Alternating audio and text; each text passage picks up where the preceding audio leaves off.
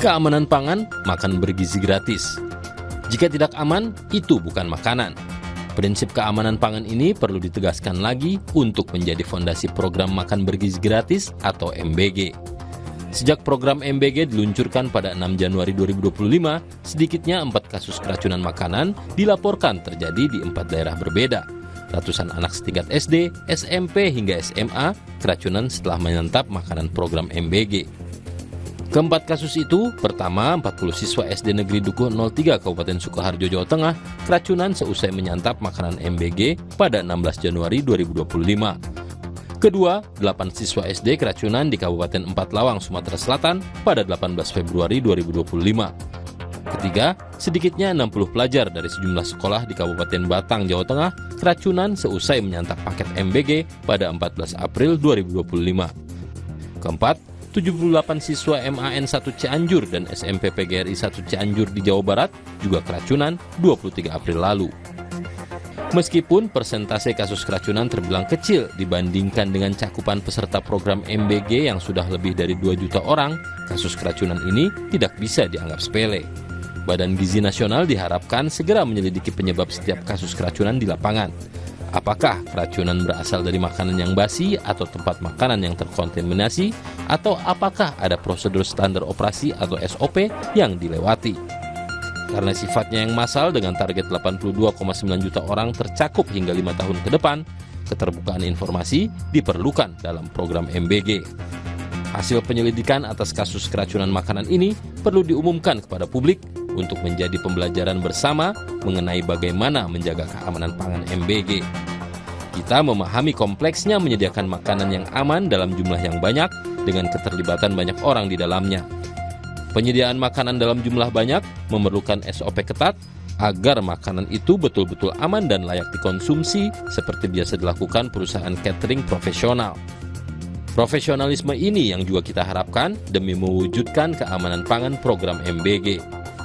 Prinsip keamanan pangan dari Organisasi Pangan dan Pertanian FAO serta Organisasi Kesehatan Dunia WHO selalu digaungkan setiap tanggal 7 Juni melalui Hari Keamanan Pangan Sedunia. Salah satu slogan keamanan pangan FAO WHO berbunyi, jika tidak aman, itu bukan makanan. Penjelasannya, hanya jika aman, makanan itu akan memenuhi kebutuhan gizi dan membantu memastikan bahwa setiap orang dapat hidup aktif dan sehat. Prinsip ini juga berlaku bagi makanan dalam program MBG, bahwa makanan yang tidak aman bukanlah makanan bergizi. Makanan yang beracun dapat menegasikan tujuan dari program MBG itu sendiri, yaitu meningkatkan asupan gizi dan pengetahuan gizi pada kelompok sasaran penerima program, terutama anak sekolah.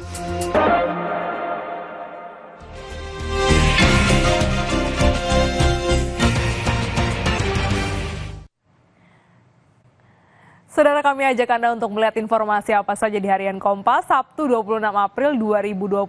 Dari judul besar kita lihat, Vatikan lakukan persiapan terakhir pemakaman Paus Fransiskus. Saudara, setidaknya ada 50 pemimpin negara dan 10 anggota kerajaan menghadiri pemakaman Paus Fransiskus. Pemakaman ini mencerminkan besarnya pengaruh Paus dan cinta umat kepadanya. Vatikan menyelesaikan persiapan tahap akhir untuk memakamkan Paus Fransiskus pada hari Sabtu ini. Seiring persiapan, ratusan ribu orang menyesaki Basilika Santo Petrus untuk memberikan penghormatan terakhir bagi Paus Fransiskus. Peti jenazah Paus disemayamkan di depan altar selama 3 hari dan Paus mengenakan busana kepausan, yakni kasula merah, mitra putih, dan sepatu hitam. Peti jenazah tempat Paus Fransiskus dibaringkan ditutup pada hari Jumat semalam, saudara, dan disegel dengan upacara khusus yang dipimpin oleh 8 kardinal. Vatikan mengungkapkan sekitar 128.000 orang telah datang dan memberikan penghormatan terakhir bagi Paus Fransiskus. Selama 2 malam berturut-turut, Vatikan tetap membuka pintu Basilika Santo Petrus melebihi jadwal yang ditetapkan demi mengakomodasi umat yang telah mengantre.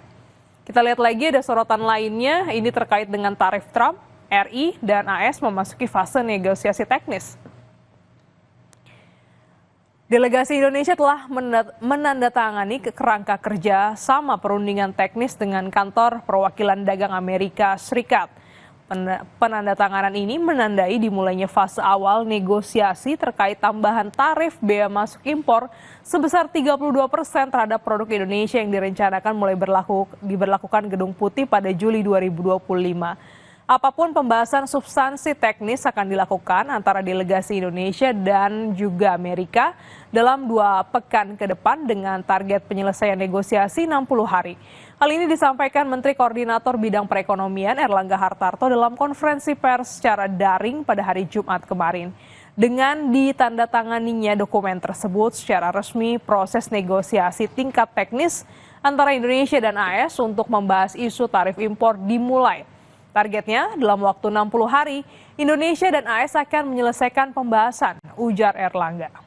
Informasi ini, saudara, dan sorotan lainnya dapat Anda baca di Harian Kompas yang terbit pada hari ini atau mengakses di kompas.id.